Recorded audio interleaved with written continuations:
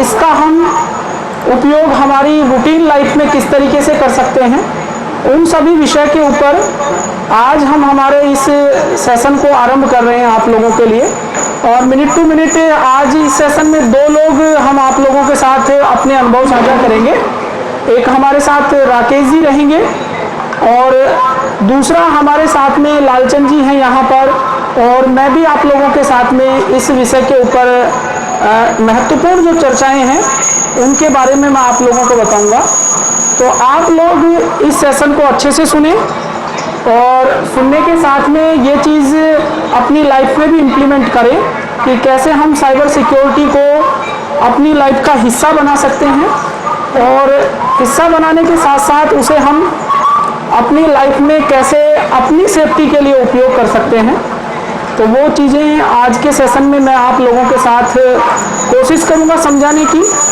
और मैं ये भी कहना चाहूँगा कि आप लोग वर्तमान में एक चीज़ ज़रूर देख रहे हैं कि कोविड-19 के कारण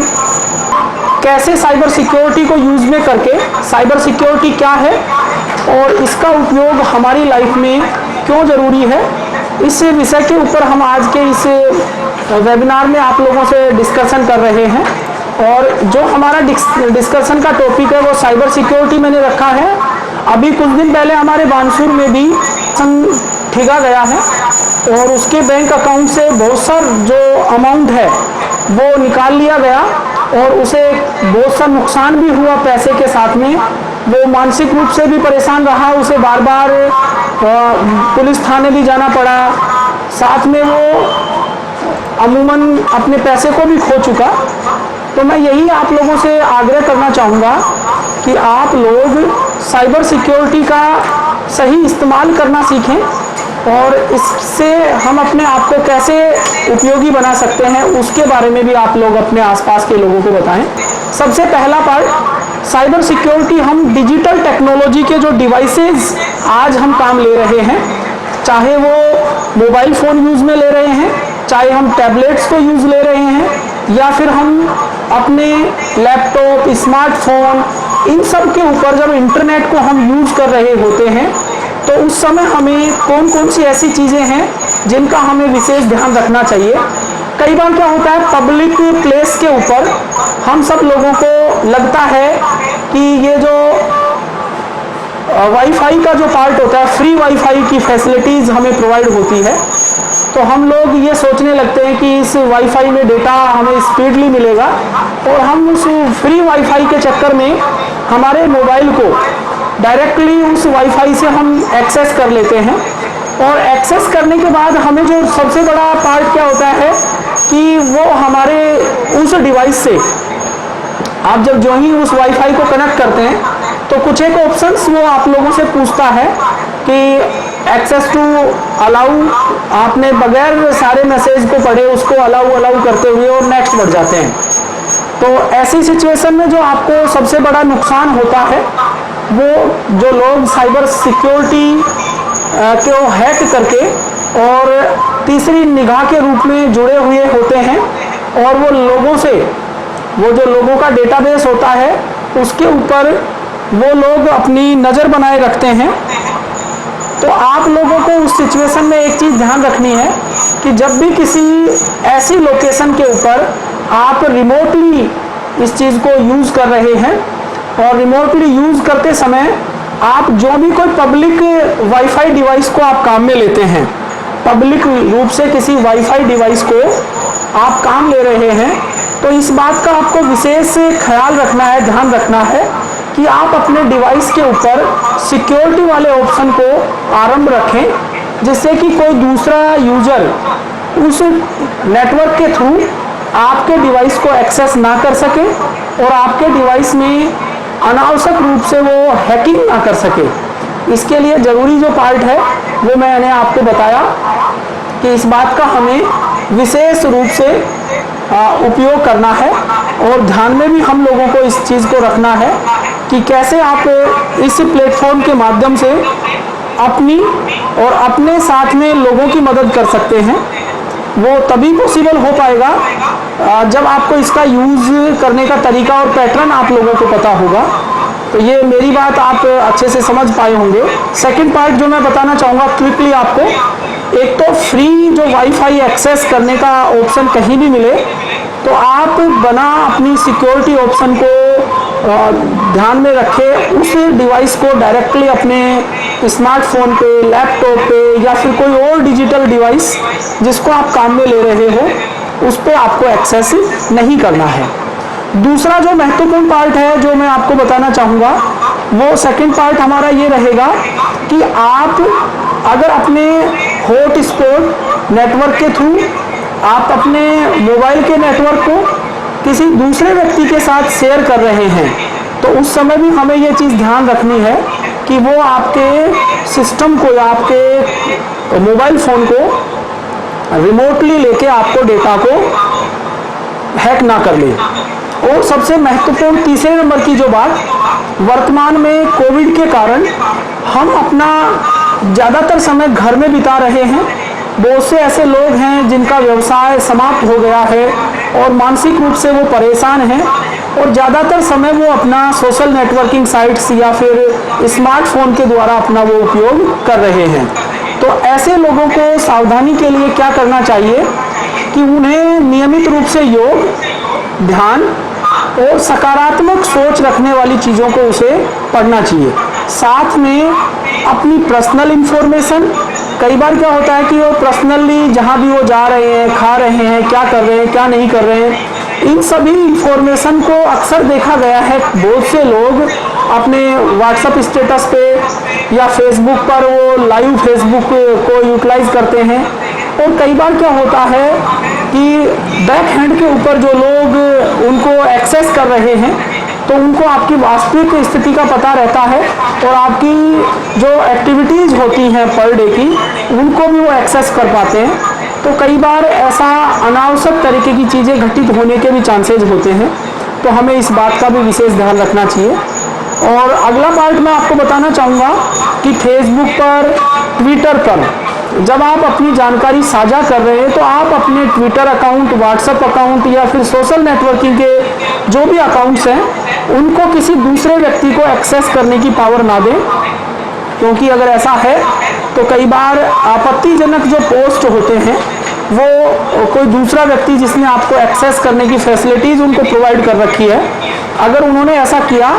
तो साइबर जो एक्ट है, साइबर कानून के तहत वो आपके ऊपर कार्रवाई होने के चांसेस ज़्यादा बढ़ जाते हैं।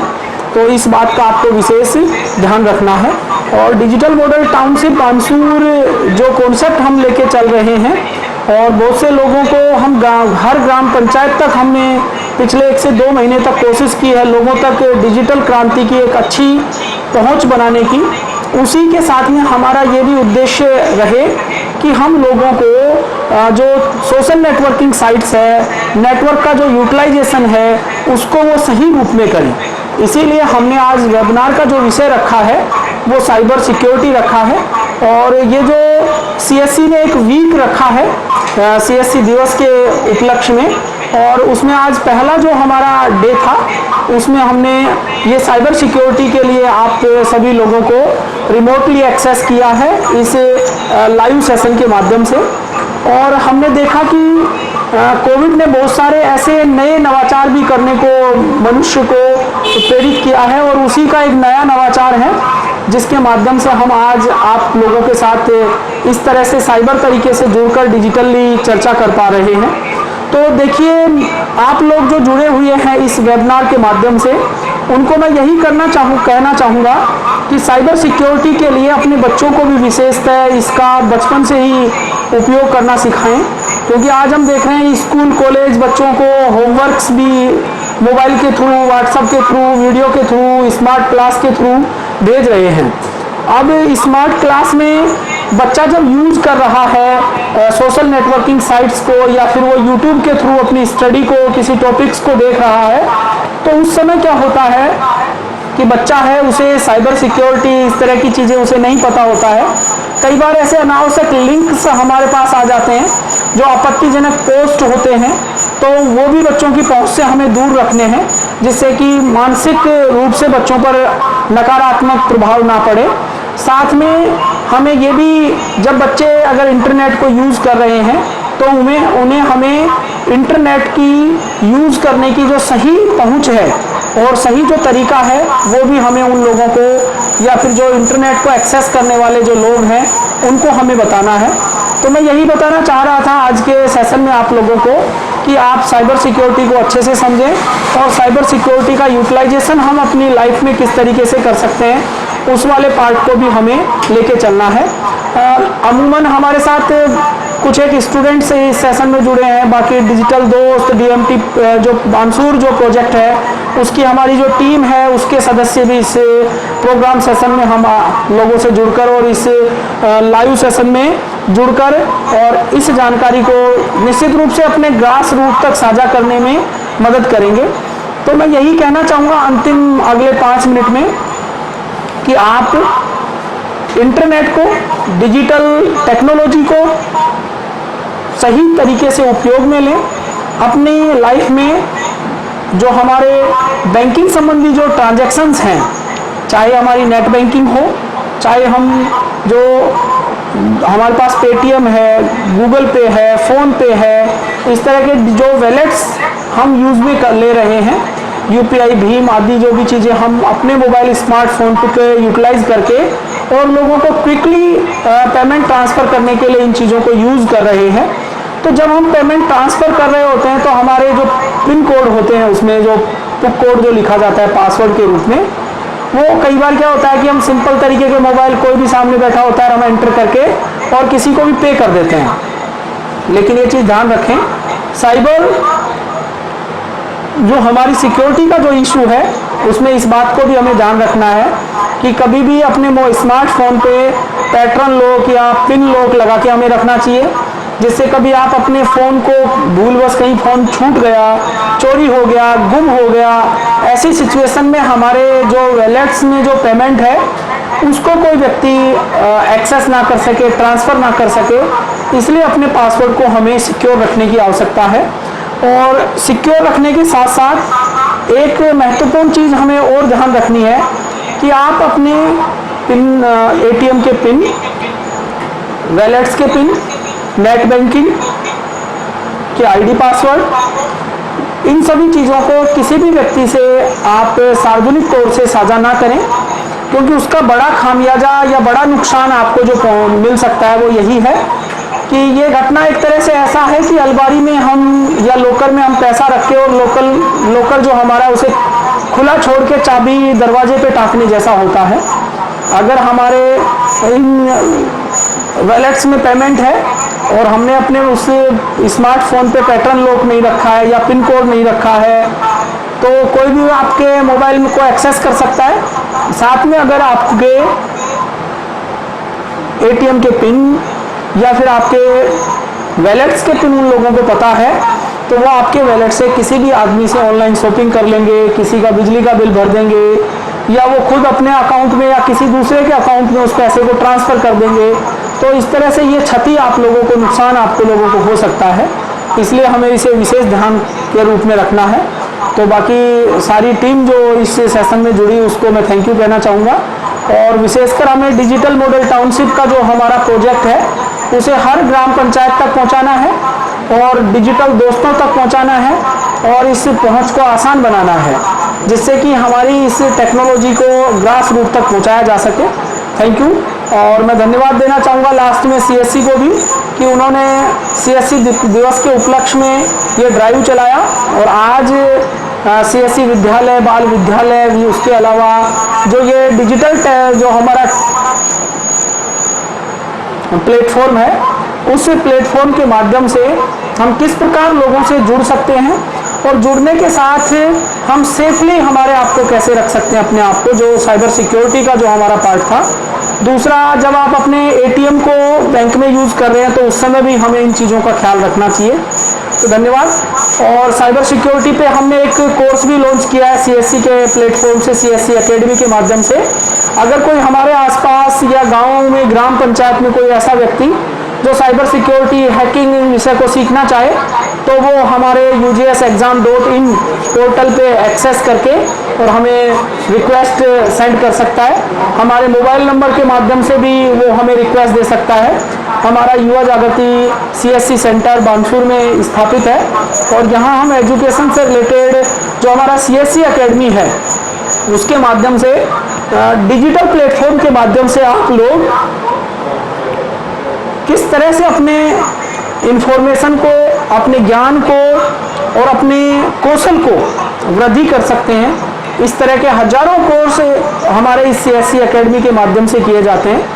आज बच्चे स्मार्ट क्लास को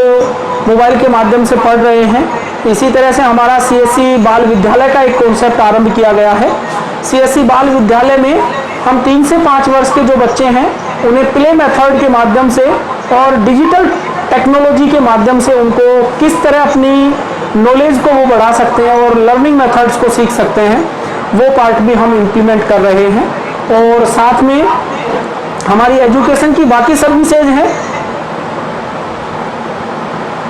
चाहे CSC एकेडमी के माध्यम से CCC हो, BCC को कोर्स हो,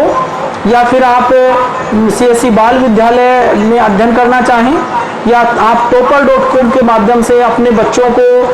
प्ले मेथड के अकॉर्डिंग इस कोविड-19 के दौरान जब स्कूल बंद हैं और उस दौरान उन बच्चों को आप अपने घर पर स्मार्टफोन के माध्यम से और डिजिटल टेक्नोलॉजी से कैसे उनके ज्ञान के कौशल को बढ़ा सकते हैं, वो चीज़ें भी आपको सीखने को मिलेंगी। तो धन्यवाद अंत में आप सभी लोगों का, और आपने इस ऑनलाइन साइबर सिक्योरिटी सेशन को सुना, और मैं यही आग्रह करना चाहूँगा कि आप हमारे CSC एकेडमी पे आए और आसपास के लोग जो आपके पास में हैं उन्हें भी आप अवेयर करें कि वो साइबर सिक्योरिटी और वेलनेस का हमारे यहाँ से कोर्स में एडमिशन ले सकते हैं। ऑनलाइन उनको सर्टिफिकेशन मिलेगा, ऑनलाइन ही उनका ऑनलाइन सर्टिफिकेशन के साथ में उन लोगों को इस कोर्स को अध्ययन करने की भी फैसिलिटी प्रोवाइड होगी। तो अंत में मैं थैंक यू कहना चाहूँगा सभी को। धन्यवाद।